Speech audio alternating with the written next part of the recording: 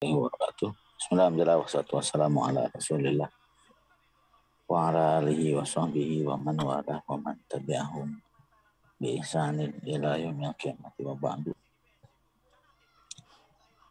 Ini katanya semester 2 Durusul ini jilid 1 dari awal sampai pelajaran 9. Bener nggak?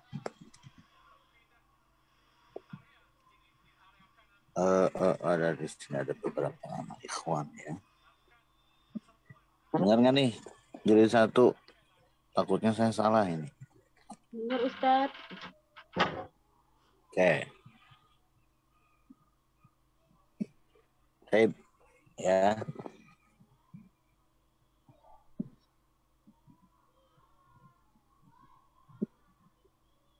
Oke ya. Ini memang sholat isyanya agak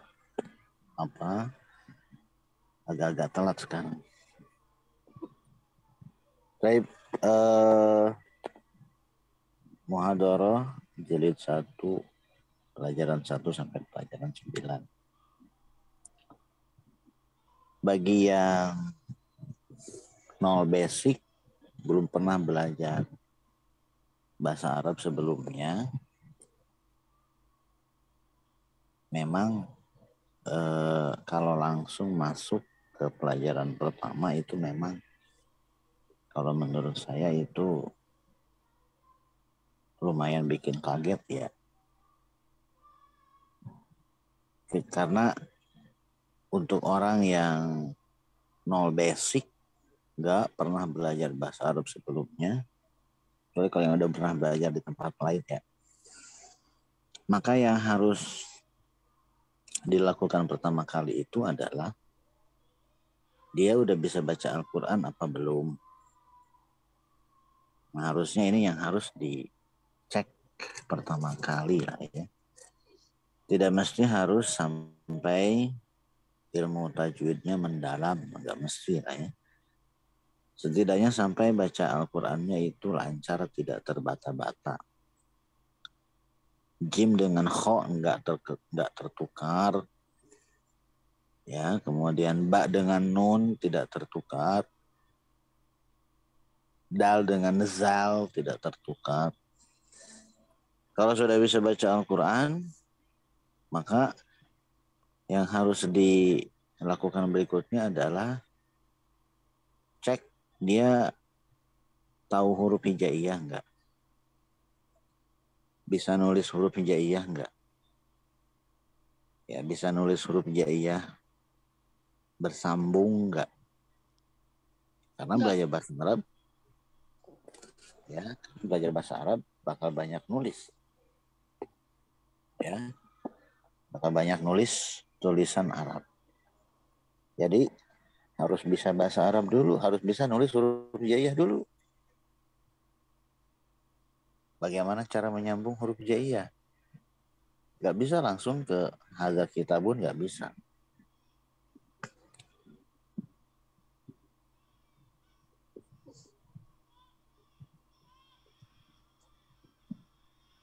Ya.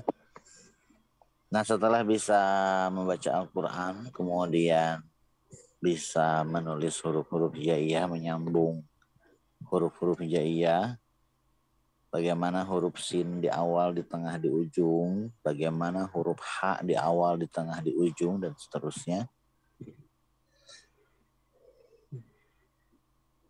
Barulah boleh mempelajari basic-basic bahasa Arab. Dimulai dari bahasa Arab itu, satuan terkecil dari bahasa Arab itu adalah huruf hijaiyah.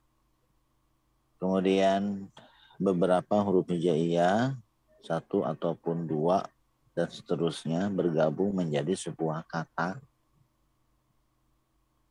Menuliskan kata dalam bahasa Arab itu harus akurat kombinasi hurufnya.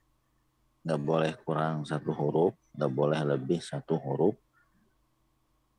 Ya, nulis istikharah aja itu kalau dites mungkin nggak semuanya bisa nulis dengan akurat. Atau nulis sholat istisqa, ya. Ini sering saya tes biasanya. Nulis istisqa aja, sholat meminta hujan masih banyak yang salah. Nah, kalau sudah tahu kata per kata, baru menyusun kalimat.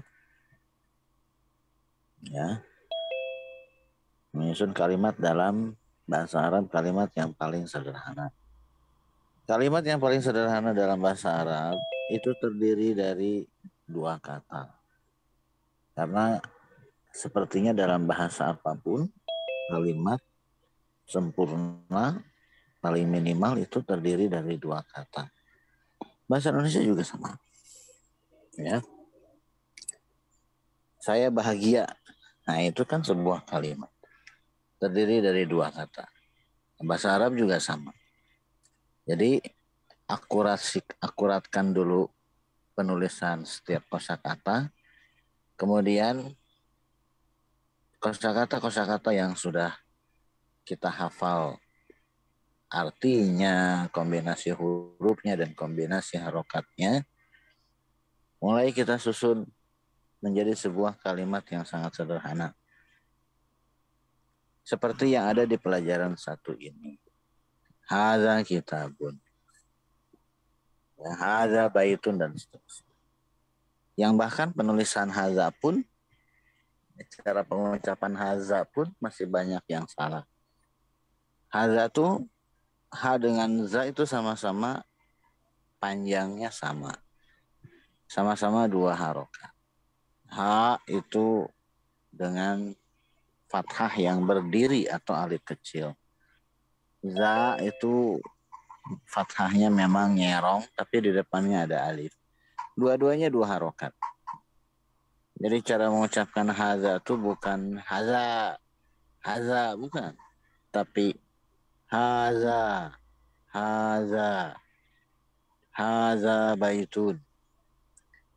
Ya, karena di halaqah offline dan bahkan halaqah online yang lain ya, yang rutin saya pegang, itu pasti saya salahin.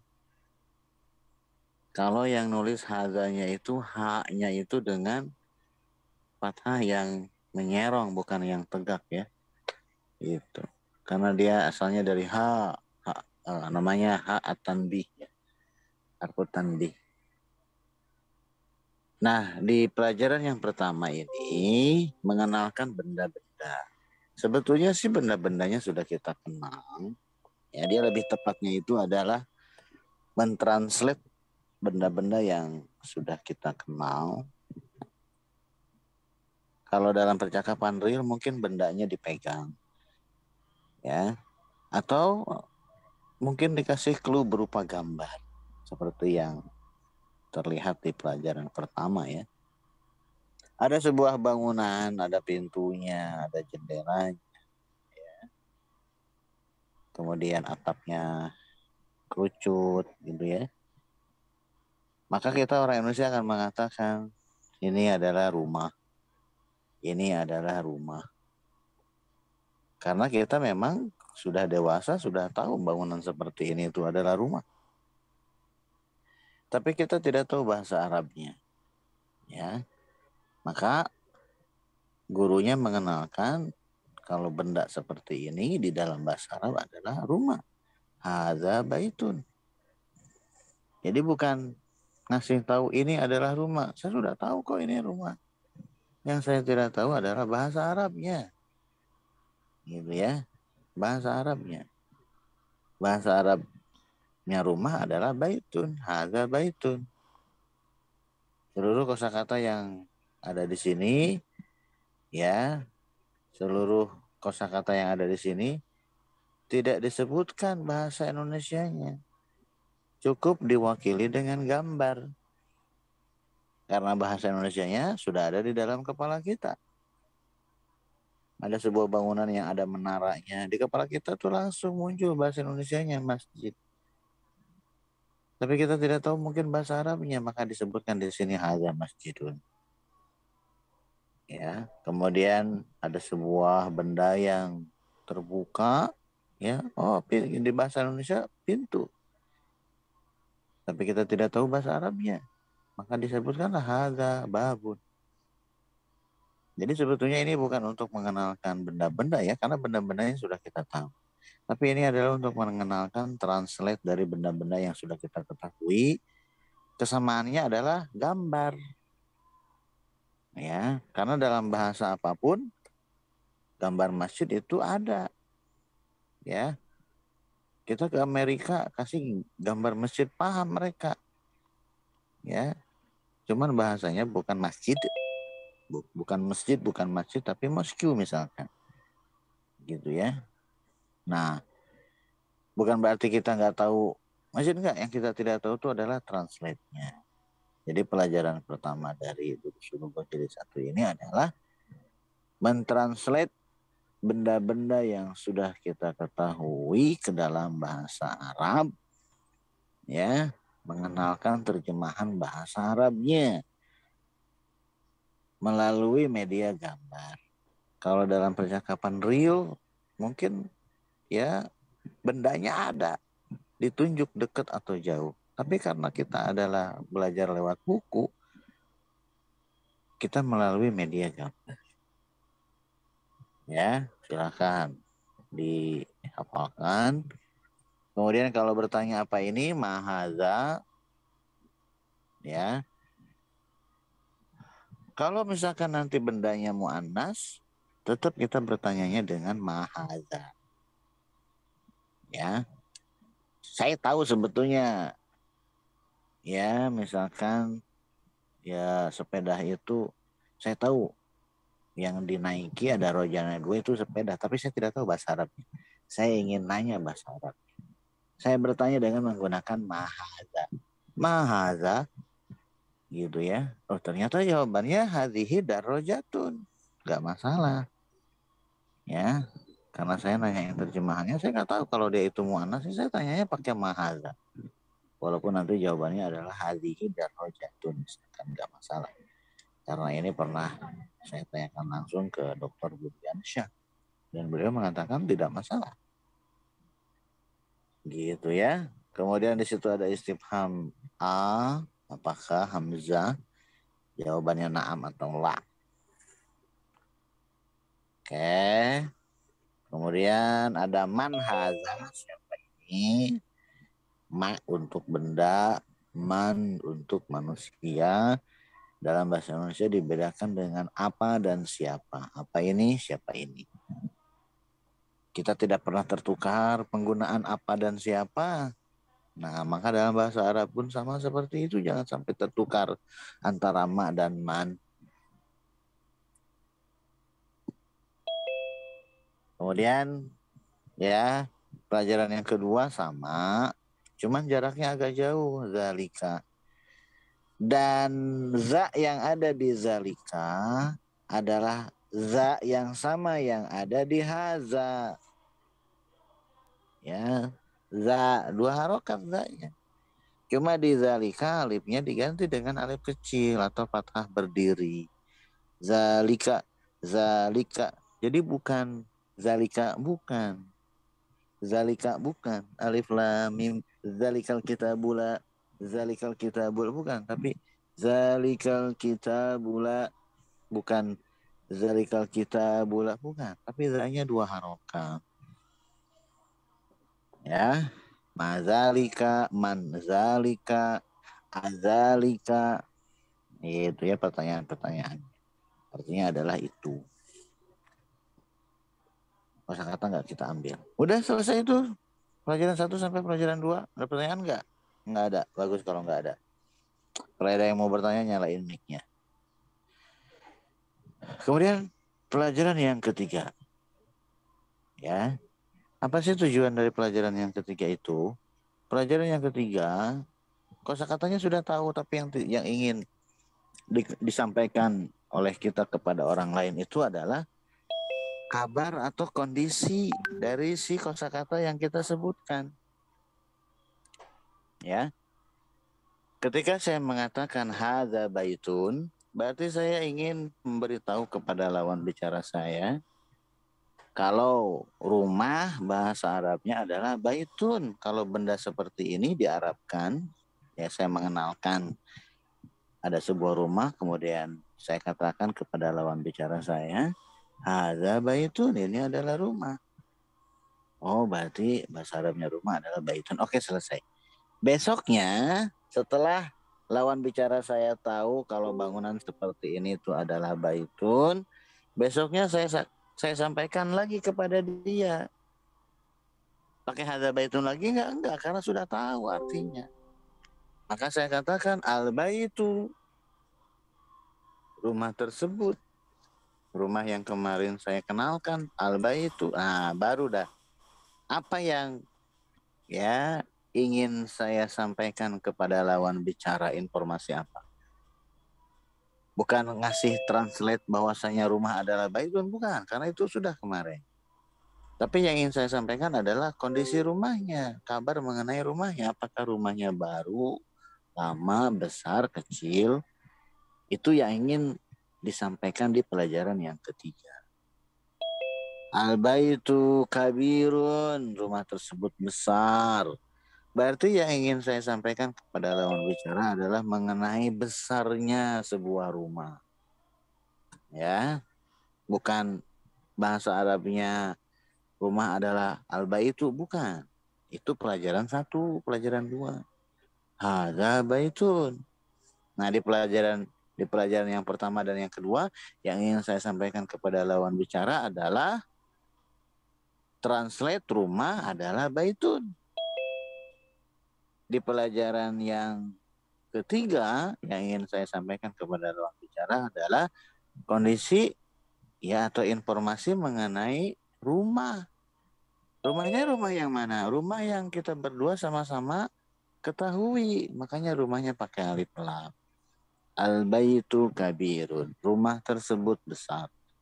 Rumah tersebut tuh rumah yang mana? Rumah yang sama-sama kita berdua, saya dan lawan bicara saya sama-sama tahu terbayang. Itu ya. Maka di pelajaran yang ketiga ini, pelajaran 1 dan pelajaran 2, hadza baitun, zalika baitun, digunakan untuk mengenalkan kosakata.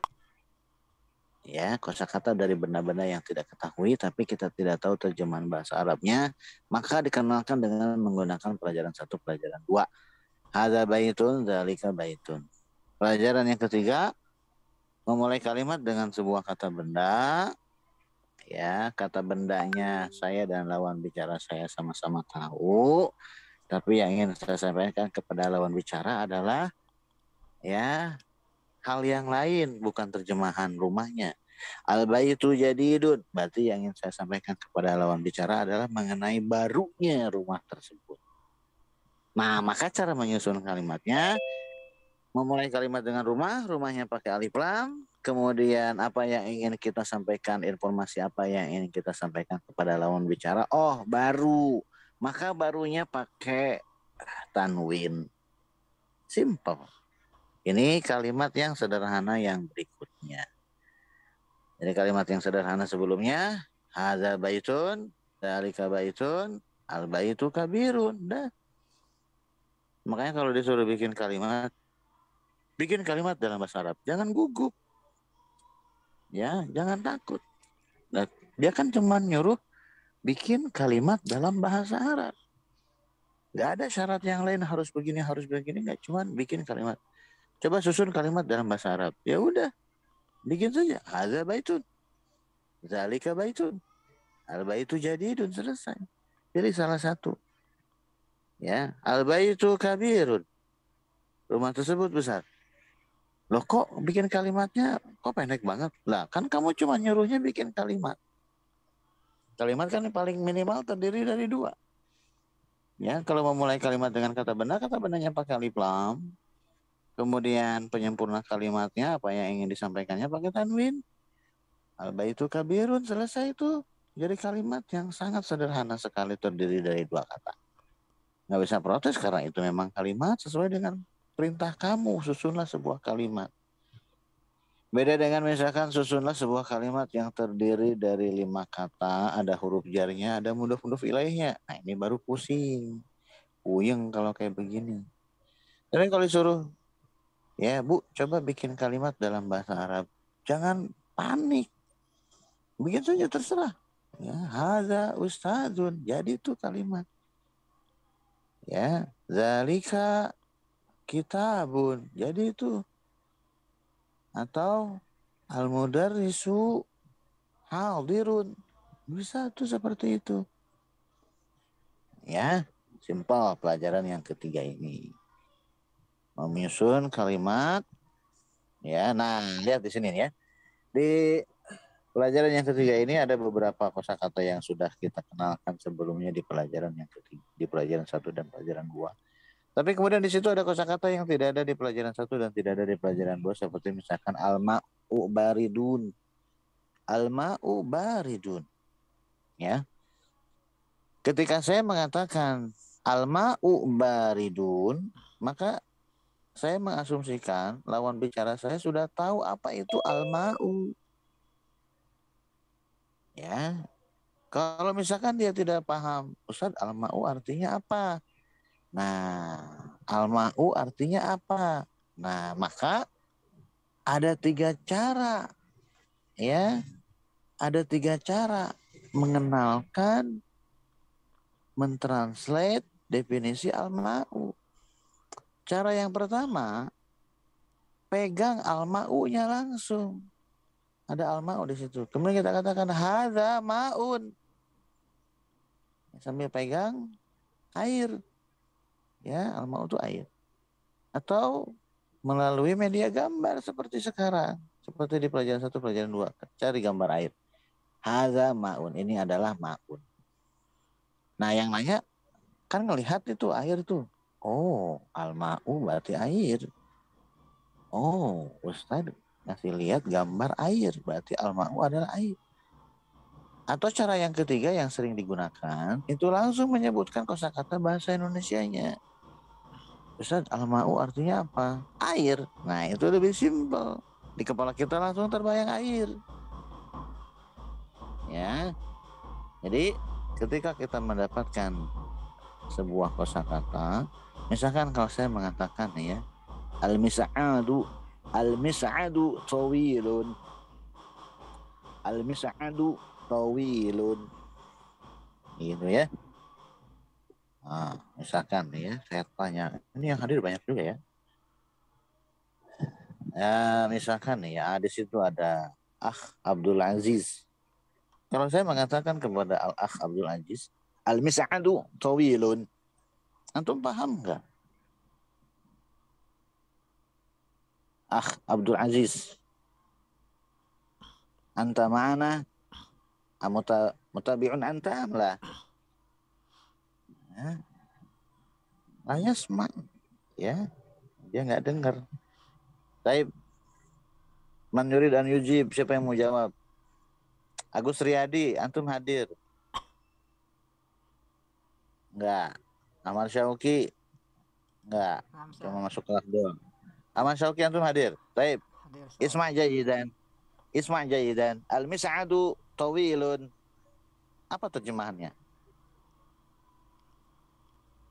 Antum yang antum tahu tawilunnya ya enggak? Tawilun panjang saat, ya. Nah, al-mis'adunya yang antum tidak tahu. Ya. Ya. Mim, sod, ain, kemudian dal. Ketika antum mendapatkan kalimat seperti ini, al-mis'adu tawilun. Antum tahu tawilunnya terbayang, tapi al-mis'adunya enggak terbayang. Maka antum akan bertanya, Ustaz, al-mis'adu apa? Nah, saya akan mengajak antum ke tempat yang ada al-mis'adnya, atau saya kasih gambar mis'ad, atau saya langsung ngasih terjemahannya. Gitu ya. Mis'ad itu apa? Oh, mis'ad itu lift. Gitu ya. Lift yang kita pencet tombol masuk pintunya kotak gitu ya. Lift itu mis'ad. Liftnya panjang, ya, tinggi. Gitu ya. Jadi itulah yang terjadi dengan setiap kosakata yang kita dengar. Kosakata yang baru. Sebetulnya sih tidak ada kosakata yang baru karena hampir setiap kosakata yang ada di dalam bahasa Arab itu ada bahasa Indonesianya. Kecuali mungkin beberapa kosakata ya, karena memang bahasa Arab lebih kaya kosakatanya daripada bahasa Indonesia. Kalau misalkan saya mengatakan, ya, misalkan saya mengatakan al-musaddas, ya. Nah, al-musaddas minal hadid. Nah, minal hadid, antum tahu hadid, ya, besi. Dari besi. Musaddasnya antum nggak tahu. Antum akan nanya musaddas itu apa? Gitu ya. Nah, maka saya akan ngasih gambar pistol, atau saya kasih lihat pistol langsung, atau saya mengatakan, oh, al-musaddas maknahu pistol. Gitu ya. Nah, jadi ketika kita ngobrol dengan lawan bicara menggunakan pelajaran yang ketiga ini, pastikan lawan bicara tahu kosakatanya. Ya, al-qamisu nazifun. Gitu ya, al-qamisu nazifun. Kemudian dia nggak tahu komis itu apaan. Berarti mundur. Oh, anta la ta'riful qamis. Baik, ya, cari kemeja. Ya akhi, hadza qamis. Ini adalah qamis, sambil nunjukin ke kemeja. Gitu ya. Nah, kalau di Libya ini anak-anak idad ini, dan satu ini dikenalin kosakata tuh ya. Makanya yang anak-anak Libya yang idad satu itu yang ngajarnya bukan orang Indonesia. Biasanya tuh ustadz-ustadz dari Sudan, karena mereka lebih telaten ngurusin anak-anak anyar, ya, gitu. Banyak orang yang nggak pernah ketemu dengan orang Sudan, dengan orang dengan native speaker bahasa Arab, ya, nanya pakai bahasa Indonesia, gurunya nggak tahu, gitu ya. Nanya pakai ustadznya, tapi ustadznya ngomongnya bahasa Arab semua. Ya iyalah, ustadznya nggak bisa ngomong bahasa Indonesia. Ya, akhirnya mau nggak mau dia dipaksa mendengar, dipaksa berbicara bahasa Arab, ya. Nah, kalau dengar cerita teman tuh, ya, 2 bulan dia ngeheng, nggak paham ini dosen ngomong apaan, bahasa Arab semua full, gitu ya. Nah, tapi lambat dia akhirnya paham juga. Oh, ini maksudnya seperti ini. Seperti itu harusnya belajar bahasa tuh ya. Gitu. Nah, kebanyakan dari antum semua itu belajar bahasanya itu sepekan sekali, ya, bukan, dan di rumah, ya, bukan di dalam sebuah bi'ah, sebuah lingkungan. Tapi segitu juga lumayan, daripada lu manyun aja ya. Makanya malayu droku kulluhu layu troku juluhu, atau malayu droku juluhu layu troku kulluhu, ya. Yang tidak bisa diraih semua, nggak ditinggalkan semua.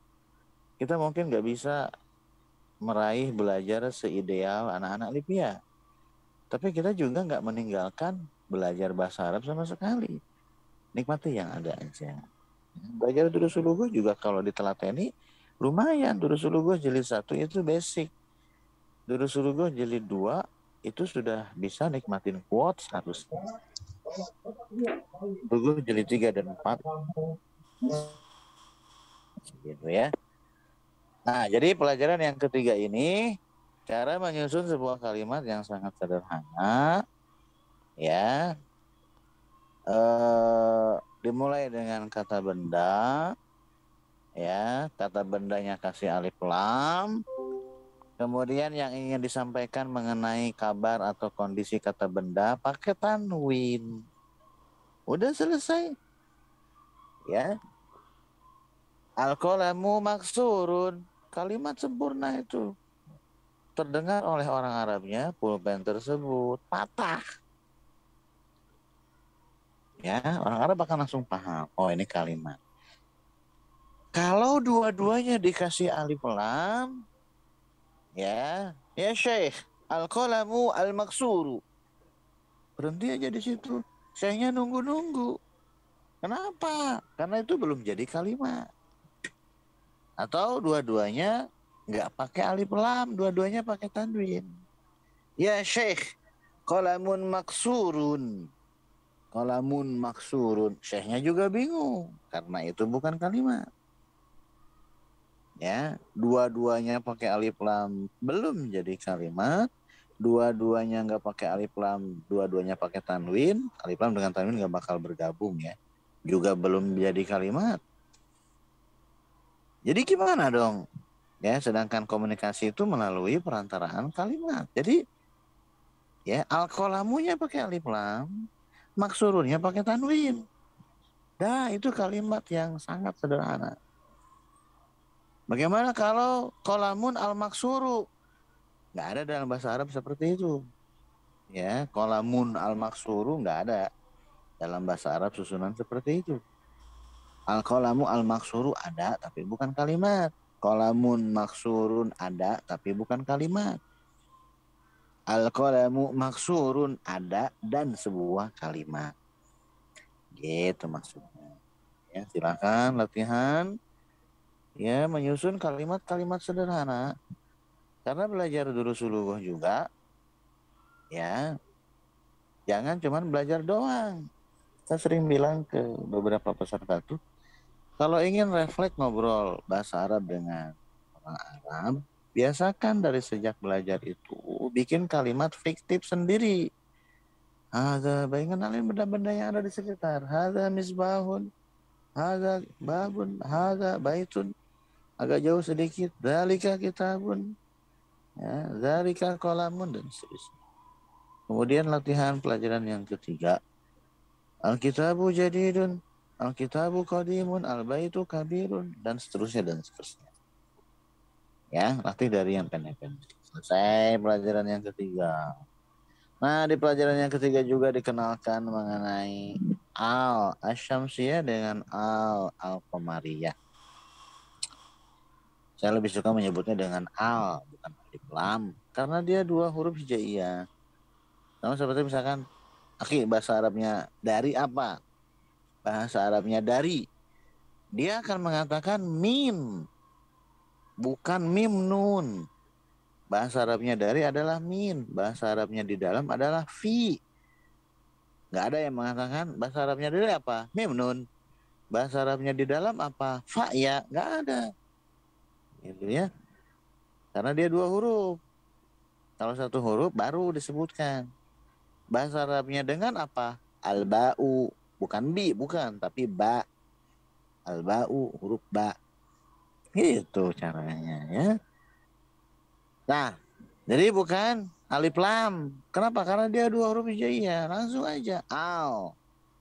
Al-asyamsiyah dengan al-qamariyah. Huruf hijaiyah itu ada 29. Ya. Pendapat yang kuat huruf hijaiyah itu ada 29. Dari 29 huruf hijaiyah ini yang bisa menerima harokat 28. Karena alif tidak bisa menerima harokat. Dari 28 huruf hijaiyah yang bisa menerima harokat ini, kita bagi dua. 14 huruf syamsiyah, 14 huruf qamariyah. Al kalau masuk ke huruf syamsiyah, L dari al itu melebur ke huruf syamsiyah yang ada di depannya. Nggak boleh mengatakan al syamsu, nggak boleh. Al syamsu, nggak boleh. Ya, wal syamsi waduhaha. Antum gitu nggak baca Al-Qur'annya? Enggak. Nah, antum diajarin dari kecil. Bahkan sebelum antum tahu syamsiyah qamariyah, antum diajarin sama guru antum waktu kecil untuk kalau waktu belajar ngaji dari kecil ya. Wasyamsi wadduha, tidak diajarkan wal syamsi wal duha wal laili idza saja wal duha, enggak ada wal duha. L-nya melebur ke dot wadduha. Gitu ya. Nah, itu yang disebut dengan huruf syamsiyah. Kalau huruf qamariyah, L-nya tidak melebur. Wal asri innal wal asri. Karena ini ya, karena ain adalah huruf qamariyah. Lam, al ketemu dengan huruf qamariyah, al-nya utuh, tidak melebur. Al ketemu dengan huruf syamsiyah, al-nya melebur ke huruf syamsiyah. Makanya ada tasdidnya. Untuk menandakan kalau dia melebur sempurna secara bunyi walaupun tidak secara tulisan. Coba aja antum lihat di Al-Quran, wadduha itu di atas dot itu ada tasdidnya. Jadi tasdid di situ menandakan bunyinya melebur. Walaupun tasdid itu biasanya tuh identiknya itu dengan hurufnya yang melebur. Kalau hurufnya melebur, jelas bunyinya juga melebur. Tapi kalau bunyinya melebur, belum tentu hurufnya juga melebur. Melebur itu digabung. Selesai pelajaran yang ketiga. Berikutnya pelajaran yang keempat. Ada pertanyaan nggak? Saya cek dulu nih ya, dicek. Tidak ada yang bertanya. Oke. Ya.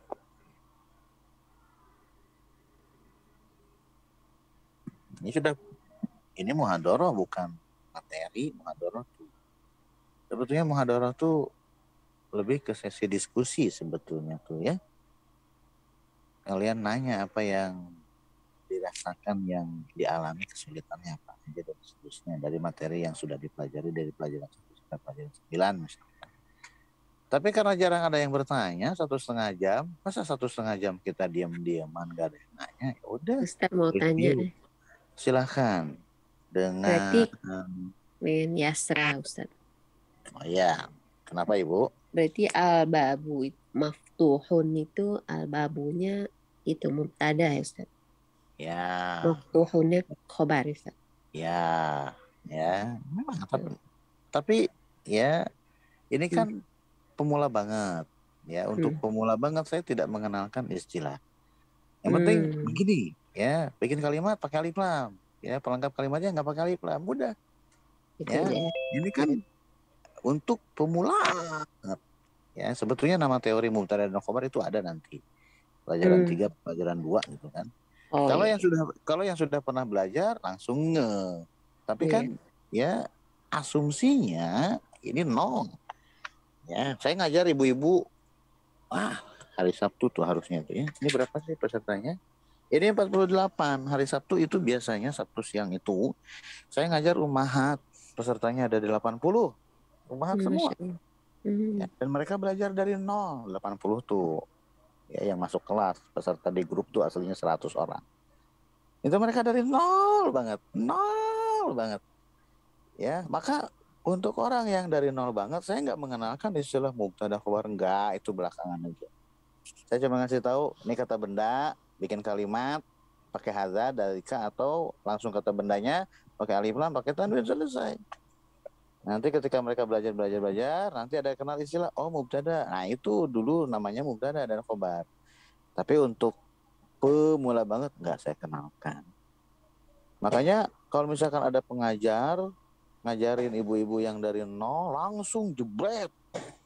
Ya, haza baitun, haza mubtada, baitun khobar. Al-qalamu maksurun, al-qalamu mubtada, maksurun khobar. Pusing. Ya, sama seperti ngajar tahsin. Ya, jangan dikenalkan ya mad-mad, nama istilah-istilah mad, jangan. Kasih tahu kalau tandanya kayak begini 2 harokat, tandanya seperti ini 4 harokat, tandanya seperti ini iklab, dan seterusnya. Tandanya seperti ini dibacanya begini. Gak mesti harus tahu itu iklab dan seterusnya. Saya yakin malah kayaknya mayoritas yang hadir sekarang itu belum tentu bisa membedakan apa perbedaan antara mad lazim ya, musaqqal kalimi dengan mad farqi, belum tentu bisa membedain. Atau perbedaan mad silah qasilah dengan mad silah tawilah. Gitu ya. Gak penting karena bukan mau ngajar.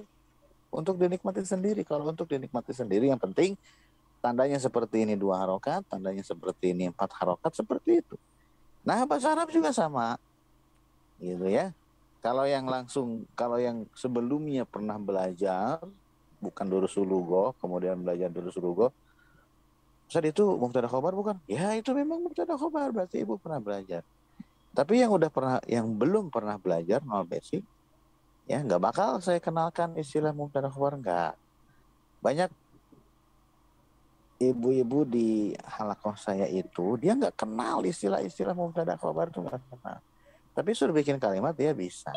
Itu yang paling penting. Tahu istilah, detail-detail istilah itu harus tahu ketika kita jadi seorang pengajar. Itu harus tahu. Kalau cuma sebagai penikmat belajar itu nggak terlalu penting. Gitu ya. Nah, Ibu udah pernah belajar tuh, makanya pertanyaannya pasti langsung ke sana. Bos, lanjutkan belajarnya ya. Iya, Ustaz. Jazakallah khairan. Wah. Semua Ustaz yang semester 1 Anda langsung jebril belajar begitu Ustaz. Pusing banget Ustaz sampai sekarang masih banyak yang belum paham. Tapi di semester 2 bahasa dulu rasanya lebih mudah. Lah iyalah dulu gue memang lebih mudah. Ya, makanya kita belajar bahasa Arab itu bukunya banyak banget. Ya, buku-buku belajar bahasa Arab, metode anu pusing. Baik yang Arab terjemahin ke Indonesia atau ya buku-buku belajar bahasa Indonesia yang disusun oleh orang Indonesia sendiri gitu ya. Udah banyak juga yang minta saya bikin buku. Ya, saat itu bikin buku dong, belajar bahasa Arab. Udah, buku belajar bahasa Arab itu udah seabrek. Ya, kalau saya bikin satu lagi tambah banyak, belum tentu dibaca juga. Nikmatin aja buku yang ada. Memang sih beberapa buku itu ada yang ya nggak lihat-lihat ya. Ini orang nol basic, jangan dikasih yang rumit-rumit dulu, tapi dia jebret-jebret nulis gitu kan. Agak-agak tergoda juga sebetulnya pengen bikin buku gramatika bahasa Arab yang dari nol. Karena saya pernah ngalamin dari nol. Orang yang nol basic itu kebingungannya apa aja kebayang. Cuman saya pikir udah banyak lah buku gitu ya. Gak usah saya tambah-tambah lagi. Kalaupun saya mau nulis buku, bukan gramatika bahasa Arab, ada lagi saya tulis. Ya udah berapa tahun gak selesai-selesai. Mudah-mudahan selesai lah ya. Udah mulai ada yang dorong-dorong lagi untuk nyelesain buku yang beberapa tahun yang lalu udah saya mulai. Ya, bukan mengenai gramatika bahasa Arab, bukan. Saya lebih mendingan langsung bikin indeks, ya. Nggak usah saya ceritain lah ya. Ya. Jadi memang belajar bahasa Arab itu sebetulnya yang dipelajari sama itu juga, ya. Mubtada khobar, fi'il fa'il maf'ulun bihi, gitu-gitu doang. Ya, cuman memang begitu dikenalkan dengan istilah itu udah ilfil duluan, udah puyeng duluan. Makanya halakoh offline ataupun online yang saya pegang tuh nggak saya suruh. Ujian pun juga ya, atau deh kalian ada yang ikut di halakoh saya nggak? Coba saya cek dulu di sini. Nggak ada ya? Nggak ada ya? Nggak ada yang ikut halakoh. Bukan selain bisa ya, tapi halakoh yang rutin sepekan sekali dan misalnya nggak ada ya. Di halakoh yang saya pegang ada ujian, kita memang ada ujian per berapa pelajaran, ujian berapa pelajaran, ujian juga nggak mau disebut ujian mereka ya. Oke, saya ganti itu latihan bukan ujian, padahal sama-sama aja ya ngerjain soal gitu ya. Fokusnya kedua, translate Arab Indonesia, Indonesia Arab. Kenapa? Karena kita belajar bahasa Arab itu mau studi literatur ya. Pelajaran bahasa Arab yang kita pelajari lebih ke studi literatur, bukan untuk daily conversation, bukan untuk hiwar yaumi, bukan. Jarang ketemu orang Arab kita tuh, tapi kita sering ketemu Al-Quran, sering ketemu hadis. Jadi bahasa Arab yang kita pelajari bagusnya dititik tekankan ke studi literatur, memahami teks. Ya, nah makanya latihan-latihan yang saya susun juga latihan-latihan untuk memahami teks. Teks Arab, harokatin, terjemahin. Teks Arab, harokatin, terjemahin. Nah, seluruh hal yang saya pegang, kalau latihan ataupun ujian, pasti saya suruh nyontek. Nyontek dah, kerjasama dah.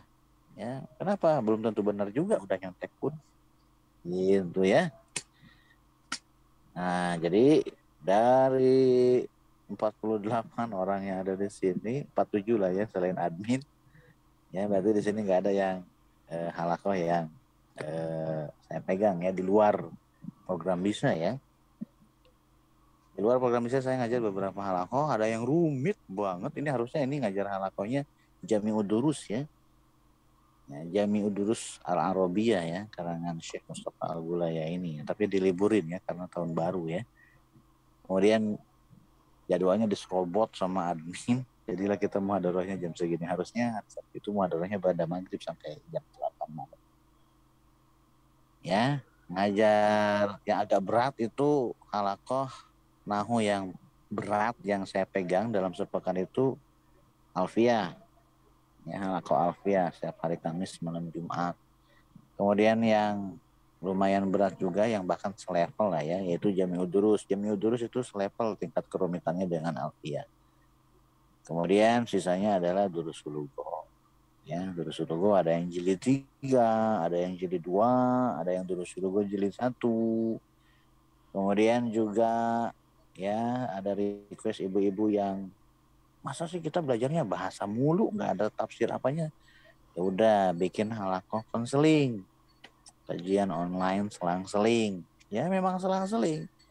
Tafsir, seling, fikih, seling, ya, hadis, gitu aja muter tiga tema itu. Tafsir, fikih, hadis, tafsir, fikih, hadis. Ya. Untuk hadis pakainya hadis arba'in. Tafsir pakainya ya suka-suka saya tafsirnya kitab apa. Kadang Aunur Rahman untuk kitab tafsir yang terbaru ya. Nanti habis ini Mukadimah Tafsir Ibnu Katsir. Untuk fikih pakainya Matan Abu Syuja. Itu udah ya kegiatan saya tuh muter-muter aja di situ ngajar. Nah, ibu-ibu juga sama ya. Mala yudroku kuluhu la yudroku juluhu. Yang tidak bisa diambil semua, tidak ditinggalkan semua. Daripada di rumah nganggur, mendingan belajar. Ini tetap dihitung majelis ilmu, walaupun tidak duduk di majelis. Ya, tapi majelis Zoom itu insya Allah masuk ke dalam majelis ilmu. Dan majelis ilmu itu dicatat, ada malaikatnya. Nggak perlu absensi pakai ya Google Form, nggak usah, ada malaikatnya udah nyatat. Baik, kalau tidak ada pertanyaan lagi, Ustaz, berapa lama waktu untuk bisa menguasai buku Durus Sulugo? Niatnya menguasai susah. Nikmatin aja, selesaiin, ulang. Kalau mau coba ikut halakohnya gimana caranya Ustaz? Nah, mau ikut halakoh yang mana? Yang rumit, yang menengah, yang apa? Atau cuma pengen dengar saya ngasih kajian tafsir? Ya, tafsir itu dari udah berapa lama ya? Udah berapa pertemuan tafsir ya? Itu masih ngubah-ngubah di tafsir apa? A'udzubillahi minasyaitonirrajim, tafsir isti'adzah ya. Saya mau selesaiin isti'adzah dari kitab Aunur Rahman. Aunur Rahman fi tafsir Al-Quran karangan Syekh Al-Lahim, yang tafsir terbaru itu. Baru ngehits itu ya. Lengkap banget. Udah berapa bulan masih mengenai tetek bengek mengenai A'udzubillahi minasyaitonirrajim. Mananya fikihnya dan seterusnya. Kemudian hadis arba'in itu sudah baru nyampe hadis yang kedua, besok itu tanda-tanda kiamat itu mau dibikin flyernya. Fikih Matan Abu Syuja masih baru masuk. Kalau mau ya silakan. Itu harus japri berarti itu mah. Yang nanya-tanya tuh ke Neng Amel tuh nomor saya ada di grup kalau nggak salah ya, silakan. Nanti saya arahin ke admin admin halako ya. Misalkan pengen denger kalau saya ngisi kajian yang rumit kayak gimana sih? Ustaz Ghazali kalau ngisi kajian rumit kayak gimana? Nah, coba ini kan ini Durus Sulugo jilid 1, ada cek banget ya.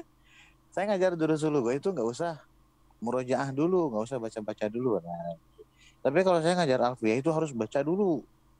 Saya harus baca beberapa syarah Alfiyah dulu baru saya bisa ngajar. Biar yang bisa saya sampaikan itu banyak, ya utuh.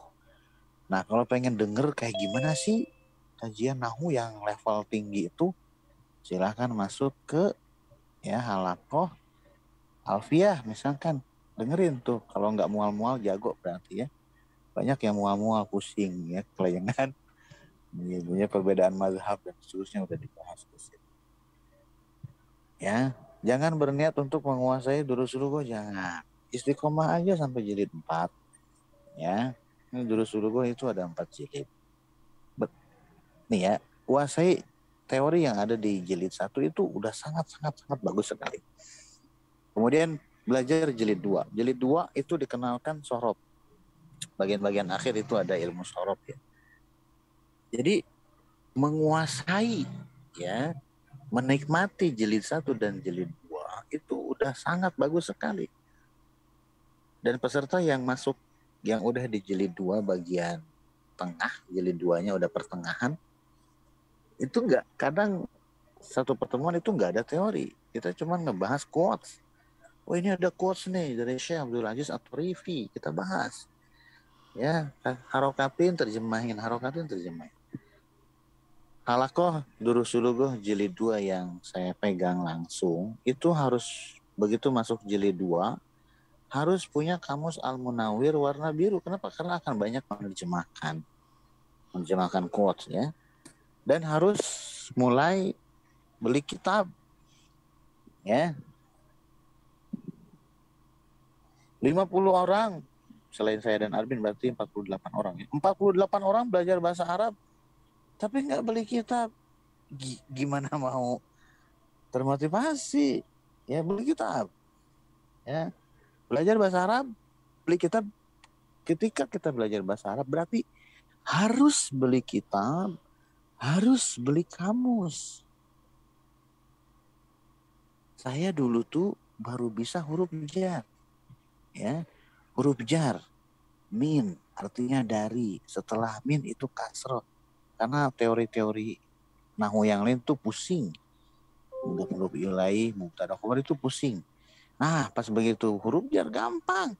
Oh, min artinya dari. Di depan min itu kasroh, selesai minal masjidi. Itu doang tuh yang saya kuasai awal-awal. Langsung saya ke toko kita beli kitab. Padahal cuma nguasain huruf jar doang.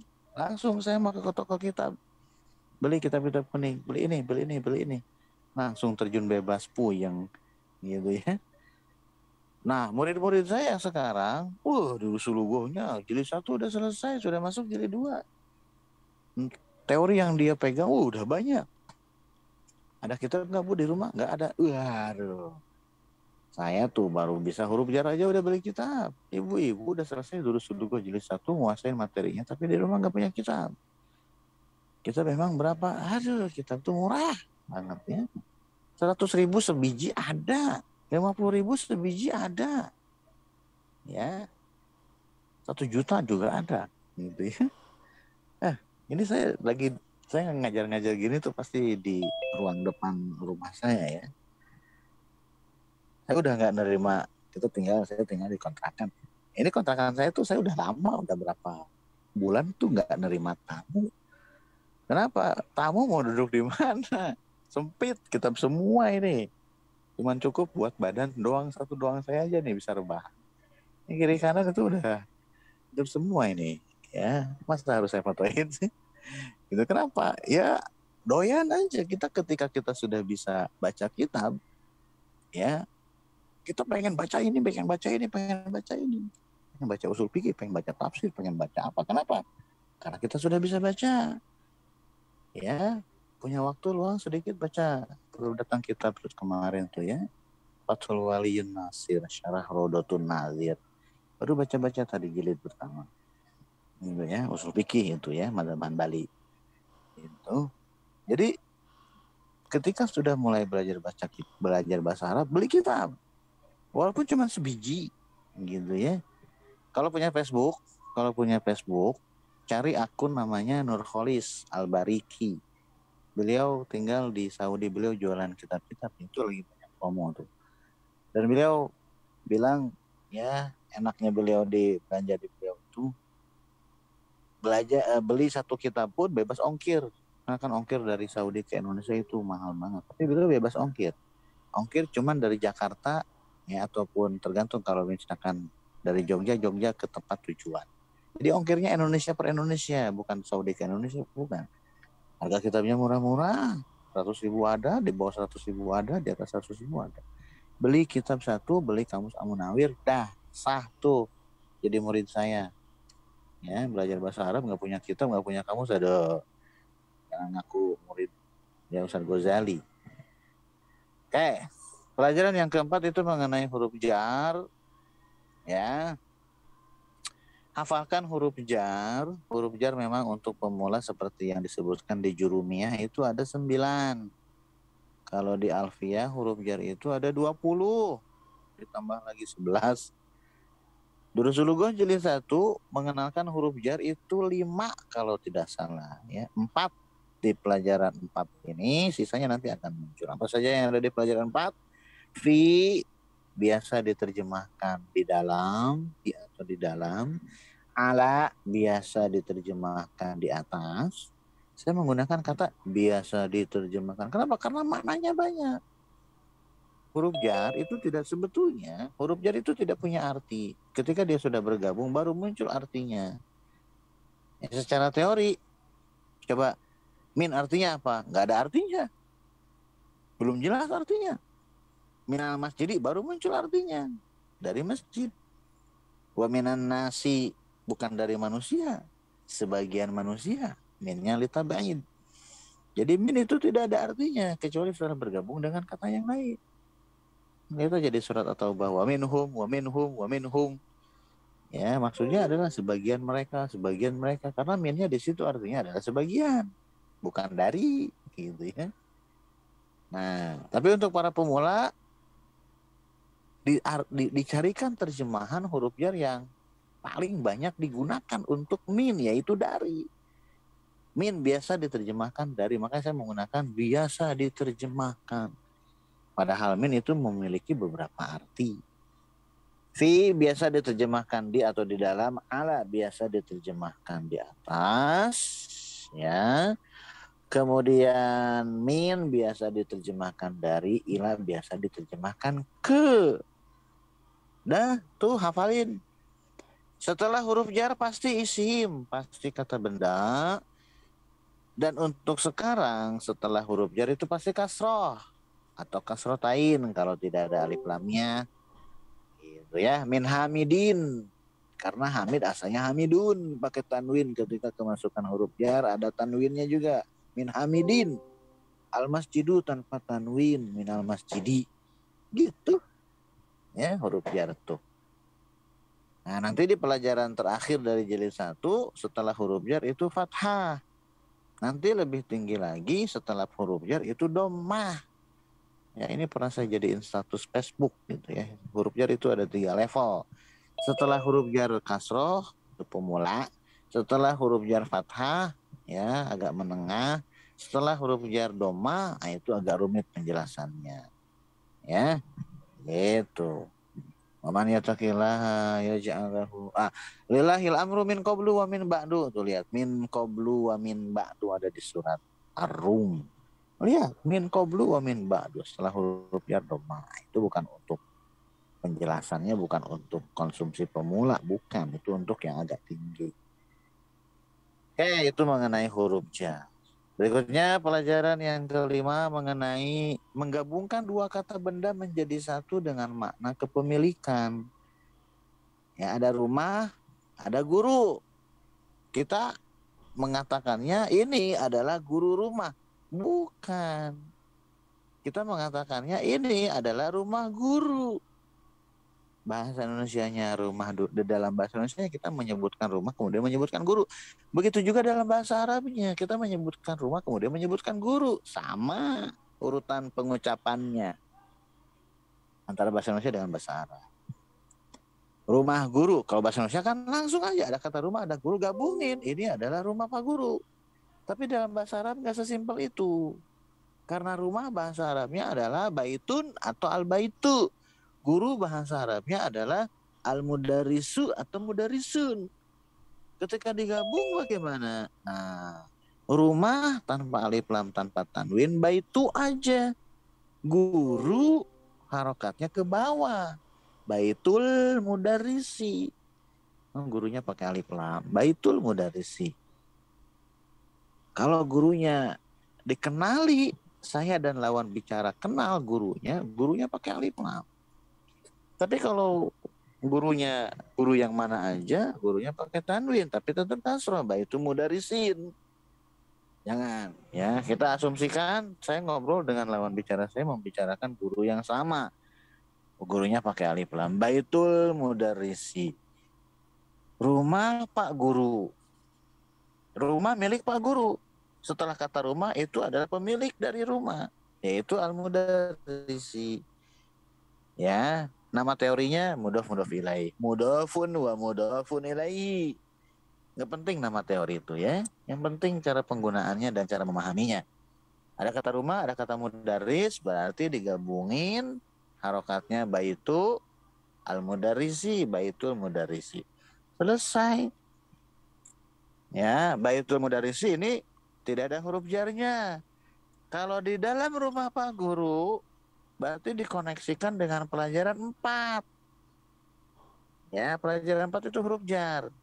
Pelajaran 5, baitu dengan mudaris digabung. Nah, bagaimana kalau pelajaran 4 dan pelajaran 5 digabung?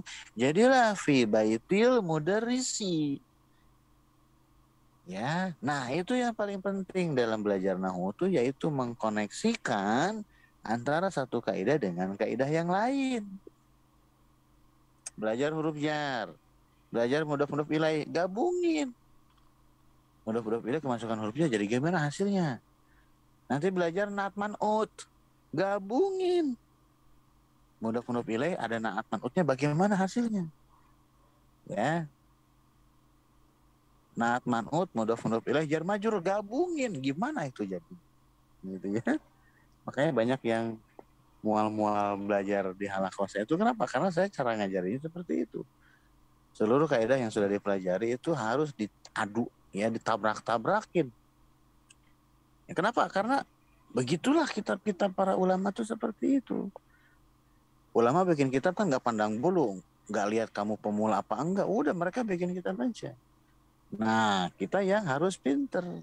Gitu ya, memang sih ada beberapa ulama kontemporer ya khususnya lah ya. Itu kasihan banget kali ya ngelihat kita para pemula, jadi bahasanya dipermudah. Pemilihan kosakatanya, cara ngejelasinnya itu dipermudah banget. Ya, coba aja kalian nikmati kitabnya ya. Syekh Shalih Al Utsaimin, Muhammad bin Shalih Al Utsaimin. Ini saya baru kemarin datang ke kitab beliau nih. Ini banyak banget itu. Karena kalau satu set semuanya itu 36 juta, nggak kuat saya. Jadi hanya beli beberapa kitab-kitabnya Syekh Utsaimin ya, cetakannya yang ori muasasah Syekh Utsaimin ya, belinya di Ustaz Hafiz. Banyak itu. Kenapa? Karena beliau tuh kalau ngejelasin tuh bahasanya dipermudah banget. Makanya kalau misalkan ya setelah kalian udah mulai bisa ngeraba-raba baca kitab, langsung larinya ke kitab-kitab Syekh Utsaimin. Sukanya apa? Misalkan hadis, cari kitab-kitab Syekh Utsaimin mengenai hadis. Ya, sukanya apa? Misalkan akidah, cari kitab-kitab Syekh Utsaimin mengenai akidah, bahasanya gampang bang. Gitu ya. Nah, jadi itu pelajaran yang kelima, yaitu dua kata digabung, dua kata benda digabung. Yang pertama tanpa alif lam tanpa tanwin, yang kedua harokatnya kasroh. Artinya adalah kepemilikan. Baitul mudarrisi. Baitu milik mudarris. Ya, rumah Pak Guru punya pintu nggak? Punya.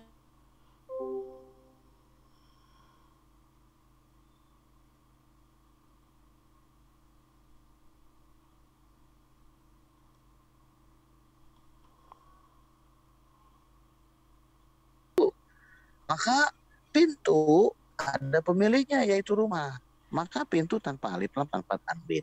Rumah sebagai pemilik pintu harokatnya kasroh. Rumah ada pemiliknya, yaitu Pak Guru. Maka rumah tanpa alif lam tanpa tanwin. Maka rumah kasroh doang, bukan kasroh tain. Pak Guru sebagai paling akhir pemilik rumah, kasroh pakai alif lam. Jadilah babu baitil mudarrisi. Gitu ya. Di atas pintu rumah Pak Guru, pintu kan suka ada bagian atasnya ya. Ainal miftahu, di mana kunci tersebut? Kunci tersebut di atas pintu rumah Pak Guru. Nah, gimana?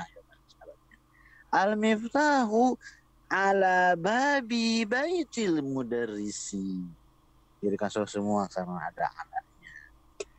Yaitu pelajaran yang kelima. Ya, pelajaran yang keenam itu mengenai gender. Dikenalkan mengenai muannas, muzakkar. Ya, dalam bahasa Arab disebutnya muannas, muzakkar. Muannas itu bukan perempuan. Ya, artinya menggunakan isim maf'ul kalau dalam ilmu sorof tuh ya. Muannas itu berarti yang diperempuankan, yang dianggap perempuan. Ya, bisa jadi perempuan beneran, bisa jadi nggak punya gender, cuman dianggap perempuan.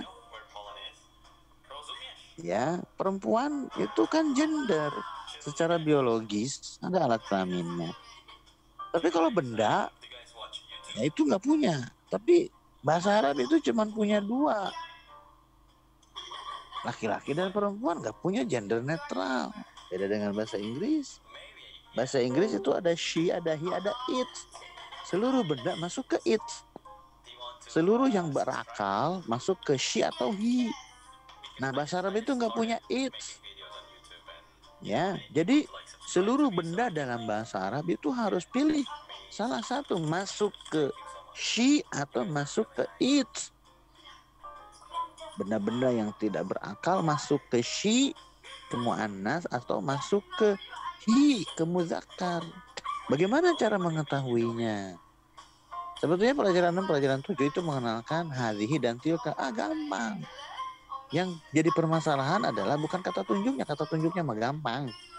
Hadhihi dekat, tilka jauh, hadhihi tilka untuk perempuan. Nah, tapi untuk memvonis dia ini perempuan atau bukan, ini yang harus tahu. Apalagi benda. Tobibah pasti perempuan, ada tamar butohnya, ya. Nah, mudarisah gampang, ya, dari dengar tamar butohnya aja udah tahu. Nah, kalau benda, jadi misalkan ketika saya mengatakan mahasiswi perempuan, ibu dokter oh perempuan, pak dokter oh laki-laki. Tapi bahasa Arab, ya, ketika saya mengatakan kitabun, untuk benda maka kaidahnya begini. Untuk benda dilihat dari lafaz benda tersebut, ya. Makanya kalau misalkan saya mengatakan, ya, saya misalkan bertanya kepada kalian, ya, baja misalkan, baja muzakkar apa muannas? Bingung kalian, kenapa? Bahasa Arabnya baja aja kalian nggak tahu, gitu ya. Kalau saya mengatakan ke kalian, mobil muzakkar apa muannas? Muannas Ustaz. Kenapa? Karena kalian sudah tahu bahasa Arabnya mobil sayyarotun, ada tamar butohnya, langsung kalian bilang muannas. Ya, bahasa Arabnya kursi, ya, meja muzakkar apa muannas? Oh, muzakkar Ustaz. Kenapa? Karena kalian sudah tahu. Meja bahasa Arabnya maktabun. Ya, muzakkar berarti muzakkar. Ya, nah, kalau saya katakan misalkan baja, ya, logam baja muzakkar apa muannas? Bingung kalian. Kenapa? Karena kalian nggak tahu bahasa Arabnya baja apa. Jadi muzakkar atau muannas benda itu dari lafaznya. Kalau saya katakan baja bahasa Arabnya itu adalah al-fulaz. Al-fulaz itu baja. Oh, berarti muzakkar. Kenapa? Karena tidak ada tak marbutohnya. Jadi untuk benda lihat lafaznya. Kalau lafaznya tidak ada tak marbutoh, muzakkar. Kalau lafaznya ada tak marbutoh, muannas. Itu kaidah mainstream untuk gender benda tidak berakal. Ada yang di luar mainstream nggak ada, keluar dari kaidah. Ini yang harus dihafal, yaitu tidak ada tak marbutohnya, tapi dianggap perempuan. Yadun, rijlun, ainun, uzunun. Tidak ada tak marbutohnya, tapi dianggap perempuan. Ini yang harus dihafal. Jumlahnya sedikit, paling cuma ratusan. Sedikit lah dibanding seluruh kosakata itu, ya. Sedikit. Nah, ini yang ditulis oleh para ulama, yaitu mereka para ulama itu sampai bikin kitab namanya Al-Muzakkar wal Muannas. Banyak ulama yang menyusun kitab judulnya Al-Muzakkar wal Muannas. Kenapa? Saking krusialnya. Yang mereka bahas apa sih? Yang diperselisihkan ke muzakkaran atau ke muannasannya. Benda-benda, kebanyakan pokoknya ke benda, ya. Kenapa? Ya masih diperselisihkan tuh. Kabilah ini muzakkar, kabilah ini muannas. Gitu ya. Beli aja langsung Al-Mu'jam Al-Mufassal fil Muzakkar wal Muannas. Gak usah beli Al-Muzakkar wal Muannas karangan Al-Anbari dan seterusnya lah, ya. Langsung aja saya beli kemarin dulu, ya. Al-Mu'jam Al-Mufassal fil Muzakkar wal Muannas. Modelnya memang kayak mu'jam, kayak kamus lah, ya. Enak kayak gitu. Langsung di situ divonis. Ya memang disebutkan perselisihannya. Menurut ini muzakkar, menurut ini muannas. Disepakati muannas, disepakati muzakkar dan seterusnya. Gitu, ya. Nah, untuk benda, kaidah mainstreamnya, kalau benda tersebut tidak ada tak marbutohnya muzakkar, kalau lafaz benda tersebut ada tak marbutohnya muannas, kalau dia muannas tanpa tak marbutoh, dihafalin dari sekarang. Narun muannas, nafsun muannas, ya, walaupun tidak ada tak marbutoh. Kok tahu muannas? Saya ngafalinnya dari dulu. Ngumpulin al-harbu muannas, ya, darun muannas, banyak itu yang disebut dengan, ya, muannas majazi, gitu, ya. Nah, kalau sudah yakin ini muzakkar, berarti kata tunjuknya hadza zalika. Kalau sudah yakin ini muannas, berarti kata tunjuknya hadhihi atau tilka. Itu pelajaran 6, pelajaran 7 tuh ya. Selesai. Kemudian berikutnya pelajaran 8. Pelajaran 7 itu mengenai tilka ya. Ada pertanyaan nggak sampai sini? Ada yang chat. Tapi kamu coba dulu. Yang saya mau tanya, kata Hindun itu masuk nama perempuan atau nama laki-laki ketika menunjukkan Hindun di kebudayaan Arab. Hindun itu nama perempuan, ya. Hindun nama perempuan tapi kok pakai tanwin? Nah, ya. Seluruh nama perempuan itu tidak pakai tanwin. Seluruh nama perempuan tidak pakai tanwin kecuali yang seperti Hindun, yaitu 3 huruf tengahnya sukun. Nah itu baru bisa bertanwin, bisa enggak. Bisa Hindun, bisa Hindu. Ya, dan itu nama perempuan. Ya, kalau misalkan Hindun itu perempuan, ya berarti pakainya hadhihi atau tilka. Hadhihi Hindun, tilka Hindun. Bahasa Arab tuh seperti itu. Laki-laki dan perempuan jelas. Bahasa Indonesia tuh nggak jelas. Ya kalau misalkan saya menyebutkan ya nama-nama bahasa Indonesia ya, ketika saya mengatakan Dedi laki-laki perempuan, laki-laki. Yuni laki-laki perempuan, perempuan. Dwi bingung ya, Dwi. Saya punya teman Dwi namanya perempuan. Saya juga punya teman Dwi namanya laki-laki. Kan bingung tuh. Dwi, Eka gitu ya, bisa laki-laki bisa perempuan. Kan bingung tuh Yani, apalagi Yani tuh ya. Yani perempuan banyak, Yani laki-laki banyak gitu ya. Bahasa Arab tuh nggak punya yang kayak gitu, satu nama 2 gender itu nggak ada dalam bahasa Arab. Ya, bahasa Arab itu satu nama 1 gender. Ya, Indun perempuan nggak bisa dipakai laki-laki. Gitu ya, Tolhah laki-laki nggak bisa dipakai perempuan. Kamus apa yang cocok untuk pemula? Nggak ada pemula-pemulaan. Langsung beli kamus Al-Munawir warna biru dongker.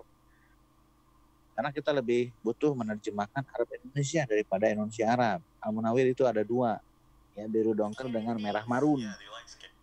Ya, kalau saya beli dua-duanya, gitu ya. Saya nggak perlu yang merah marun, cuma ya kelengkapan seorang pengajar saya beli aja kamus dua-duanya. Gitu. Kamus itu beli Arab Indonesia, Indonesia Arab dulu, bilingual. Nanti naik tingkat akan butuh kamus namanya, mulai dari yang ringan dulu ya. Mau Jamul Wasit misalkan, naik lagi nanti kamus Muhit, naik lagi. Ini saya lagi ngumpulin duit mau beli Lisanul Arab karangan Ibnu Manzur dari Sodir, katanya yang paling bagus. Nah itu ya sebetulnya kamus Arab dengan bahasa Arab itu banyak banget ya, tapi saya butuhnya Lisanul Arab aja lah dulu ya, sebelum ke cukup lah ya, nggak usah terlalu banyak. Saya pikir koleksi kamus Arab dengan bahasa Arab yang saya punya itu ada beberapa, tapi saya belum puas kalau belum punya Lisanul Arab. Ada rekamannya nggak Zoom? Ada, ini rekam di Zoom. Cuman masuk ke link mana itu nanti tanya ke Mbak Amel aja ya. Baik, ada pertanyaan nggak dari pelajaran? Silahkan, mau nanya apa? Kalau di pelajaran 5 mudhof ilaihnya misalnya al-mudarrisi gitu Ustaz. Kalau misalnya kitabul Muhammadin nggak bisa dikasih alif lam Muhammad. Misalnya kitabul Muhammadi nggak bisa gitu Ustaz. Enggak, karena nama orang asumsikan tidak ada alif lamnya. Jadi kalau misalnya Syekh Abdurrahman As-Sudais itu ada alif lamnya, nggak ada hubungannya ke situ juga Ustaz. Kalau As-Sudais itu beda lagi. Nama aslinya kan Abdurrahman. Sudais itu family, nama famnya. Gitu ya. Ada kita Bu. Ada kata alif di depannya gitu Ustaz, nggak sama dengan ini gitu Ustaz. Jadi gini ya. Jadi gini, manggilnya apa? Saya Sudais aja atau Abdurrahman Sudais aja atau Abdurrahman aja? Beda. Ya, saya mau manggil saya Sudais gitu kan. Hadza kitabu asy-syaikhi as-Sudaisi gitu. Enggak pakai Abdurrahmannya. Ya, kalau pakai Abdurrahman, hadza kitabu Abdirrahmani as-Sudaisi gitu ya. Karena Sudais itu apa ya, lakob atau nama family-nya lah ya. Cuman kita justru malah kenalnya tuh Sudes gitu ya. Sudes itu memang ada alif lamnya. Tapi itu bukan nama beliau. Nama beliau itu Abdurrahman As-Sudais. Gitu ya. Baik, Ustaz. Paham? Ya. Jadi memang ya karena dia seorang syekh harus ada syekhnya dan syekhnya pakai alif lam. Hadza kitabu syaikhi. Nah, ini adalah kitabnya syekh. Siapa? Ya, Syekh Abdurrahmani. Karena syekh tersebut adalah Abdurrahman. Syekh Kasro, Abdurrahmannya juga Kasro. Hadza kitabu Syekhi Abdurrahmani As-Sudaisi Al-Hanbali Al-Makki gitu ya. Lengkap banget dah. Tapi ada pertanyaan lagi nggak? Ada pertanyaan lagi nggak? Nggak ada. Saya lanjutin. Ya, karena sampai 21.30 katanya. Pelajaran yang ke-8. Pelajaran yang ke-8 bercerita mengenai kata tunjuk dan benda yang ditunjuknya. Ya, atau dalam bahasa Indonesia ya, kitab ini, bukan ini kitab. Kalau pelajaran 1 kan ini kitab. Hadza kitabun. Sebuah kalimat. Ya, apa ini? Ini kitab. Ya. Apa ini? Ini kitab. Itu kan kalimat itu. Nah, sekarang coba kalau misalkan ada yang nanya, apa ini? Kemudian kita jawab, kitab ini. Berhenti ya di situ, nggak nyambung ya nggak. Rasanya aneh banget. Nah, ketika rasanya aneh banget berarti bukan kalimat. Apa ini? Ini kitab. Ada rasa aneh mengganjal nggak? Nggak ada. Berarti itu kalimat. Apa ini? Kitab ini ada yang ngeganjel nggak? Ada, ngeganjel banget, nggak enak. Nah, itu berarti bukan kalimat. Jadi kitab ini tuh belum jadi sebuah kalimat. Ini kitab, sebuah kalimat. Kitab ini belum jadi kalimat. Dalam bahasa Indonesia bedanya apa? Posisi. Ini kitab, ini dulu baru kitab. Kitab ini, kitab dulu baru ini. Posisi. Ini kitab kalimat, kitab ini belum jadi kalimat. Nah, ketika diarabkan, tata letaknya sama ternyata. Hadza duluan. Ini kitab, hadza kitabun. Kitab ini, hadzal kitabu. Sama-sama hadza. Bedanya kitabnya pakai alif lam. Kalau yang kalimat, kitabnya pakai tanwin. Kalau yang bukan kalimat, belum jadi kalimat, kitabnya pakai alif lam. Hadzal kitabu, nah itu baru ya satu bagian dari kalimat. Baru kitab ini, gitu ya. Cari pelengkap kalimatnya. Kitab ini baru. Hadzal kitabu jadidun. Nah, Alkitabu itu ketika saya mengatakan hadzal kitabu, kitab ini, berarti alkitabu adalah benda yang ditunjuk oleh kata tunjuk hadza. Istilahnya musyarun ilaihi. Musyar ilaihi, ada isim isyarah, ada musyar ilaihinya. Ya, kalau yang doyan dengan istilah-istilah teori ya. Gitu. Nah, saya nggak mengenalkan nama-nama teori kepala pemula ya. Pokoknya saya mengatakan hadza kata tunjuk, alkitabu benda yang ditunjuk oleh kata tunjuk. Kata tunjuk dan benda yang ditunjuk rasanya kitab ini belum jadi kalimat. Supaya jadi kalimat, cari penyempurna kalimatnya. Buku ini baru. Hadzal kitabu jadidun. Gitu ya. Di mana Muhammad? Muhammad di dalam rumah ini. Nah, di dalam rumah ini. Kita orang Indonesia mengatakan seperti itu ya enggak? Di dalam rumah ini. Enggak ada yang mengatakan di dalam ini rumah. Enggak ada. Kita mengatakannya di dalam rumah ini. Berarti rumahnya pakai alif lam. Kalau Indonesia ke arah. Atau kita mendengar ya Muhammadun fi hadzal baiti. Muhammadun fi hadzal baiti. Hadza al baiti. Kata tunjuk dan benda yang ditunjuknya. Oh, berarti diterjemahkannya rumah ini, bukan ini rumah. Itu inti dari pelajaran yang ke-8. Ya. Pelajaran yang ke-9 mengenai kata sifat.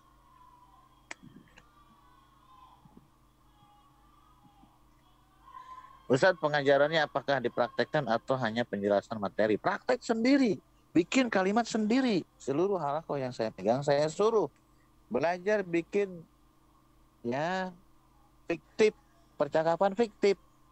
Mulai dari yang ringan-ringan. Ya Syekh Masmuk. Ya.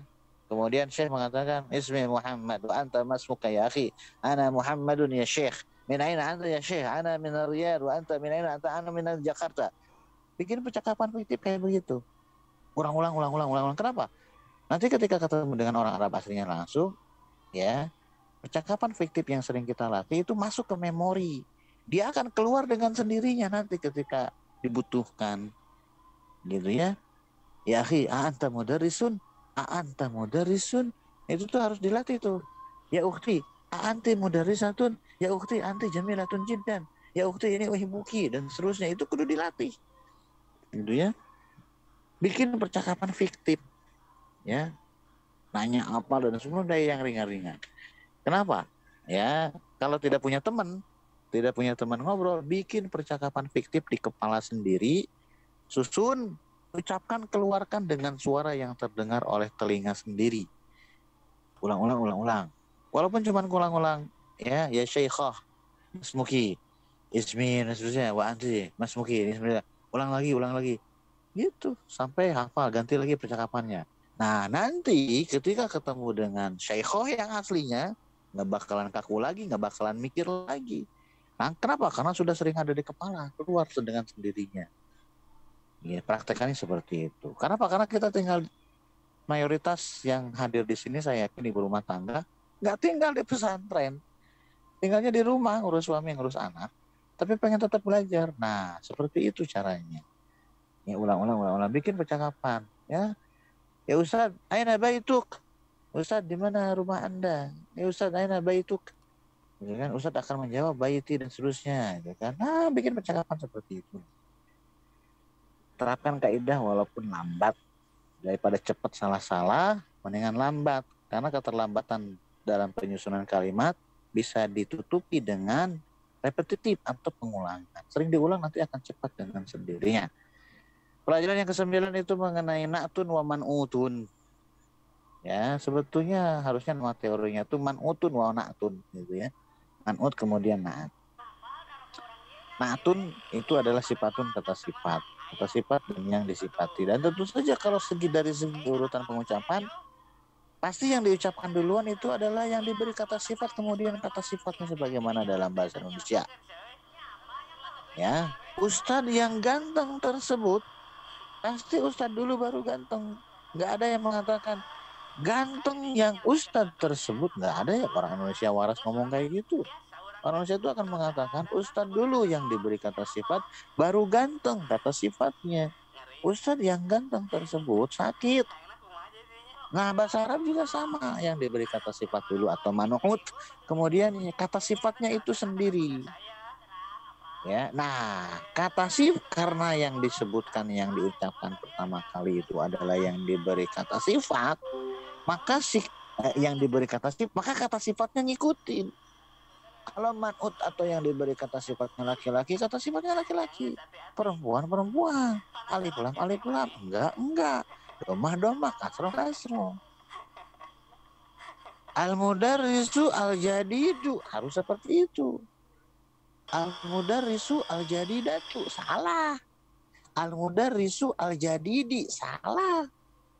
Al-mudarrisu al-jadidati, ngaco. Kata sifat ngikutin yang diberi kata sifat. Guru yang baru tersebut ya dari Jakarta.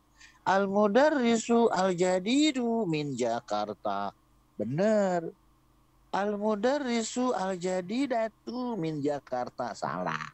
Al-mudarrisu al-jadidi min Jakarta, salah. Al-mudarrisu jadidun min Jakarta, salah. dari pakai alif lam jadi dun, nggak pakai alif lam salah, nggak seimbang. Jadi harus seimbang banget. Al-mudarrisu, al-jadidu. Nah itu baru sifat mensifati. Itu ya, udah selesai. 9. Dan tidak ada pertanyaan tambahan. Ada pertanyaan? Ada pertanyaan? Ada pertanyaan? Nggak ada. Saya sudah nanya 3 kali ya. Sekarang kalau mau bilang tiga, asyhadu an la ilaha illa anta astaghfiruka wa atubu ilaika. Assalamualaikum warahmatullahi wabarakatuh.